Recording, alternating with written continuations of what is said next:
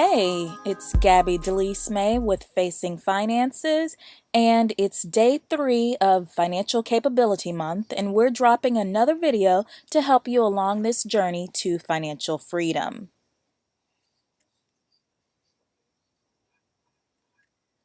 This week's episodes are all focused on credit. This is the credit game played to win.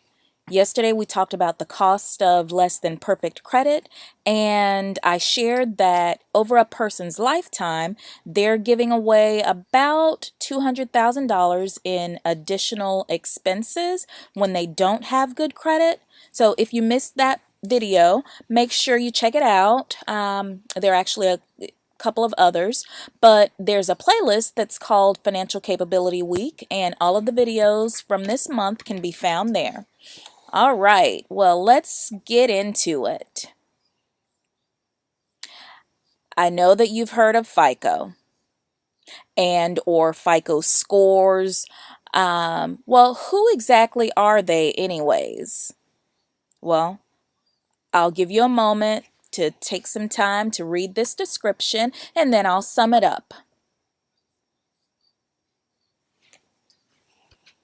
Okay, so basically, they are a data collection company that gathers information about you and I, and they run an algorithm that spits out a score that's used as an indicator of our credit worthiness. They use what's called predictive behavior models. So whatever consistent patterns that we've exhibited over the past, they're used as an indication of how we'll operate in the future as it pertains to our finances. So the big thing that I want you to take away is that 90% of lenders use FICO scores when they're making lending decisions, and scores range from 300 to 850. So I mentioned that they're a data collection company, right? Well, I bet you're wondering where they're gathering all of this data from. Well, it's not Facebook, at least not yet.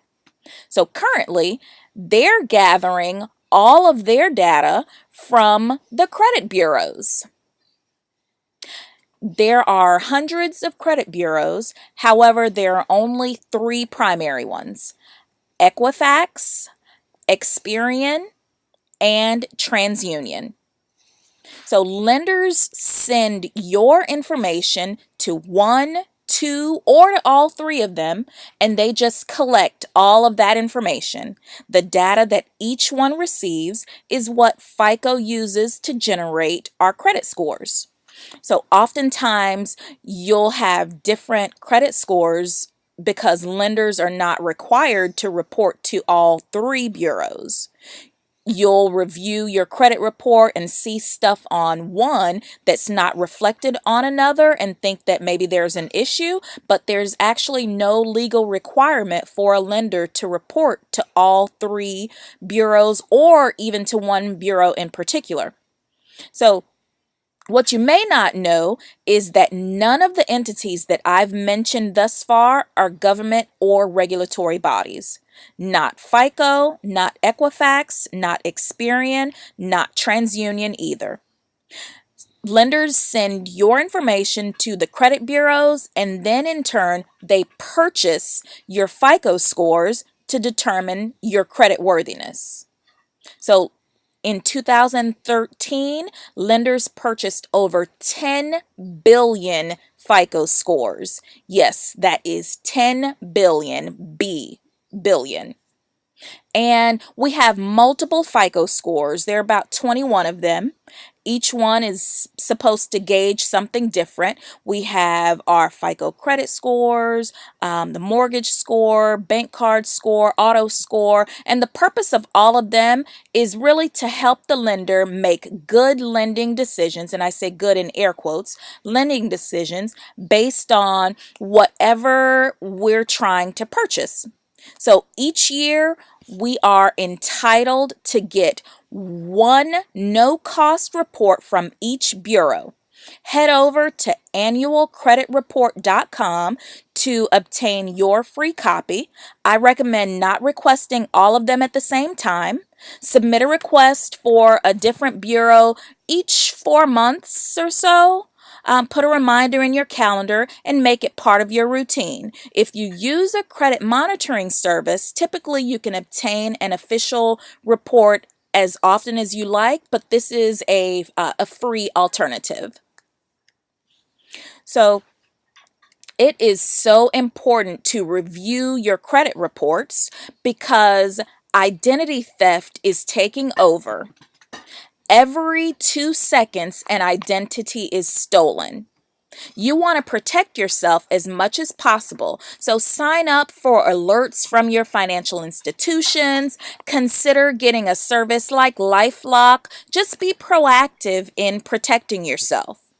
Now, when you review your credit report that you download or request from annualcreditreport.com, if something has been posted to it, that puts you in a reactionary position.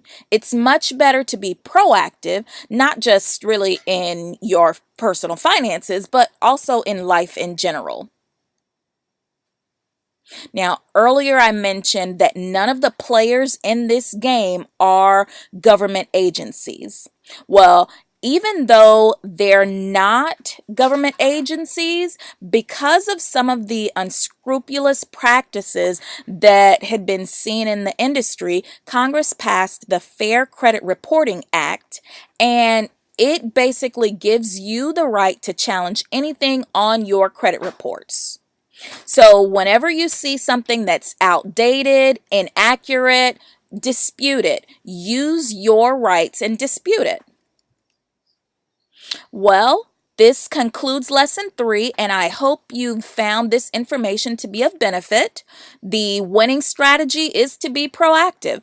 And by the way, if you have specific questions, feel free to message us or send us an email, and make sure you sign up to stay connected with events that we're having around personal finance and also promotions that we typically run. Well, thanks so much for joining us, and I will see you in the next video. Have a great day.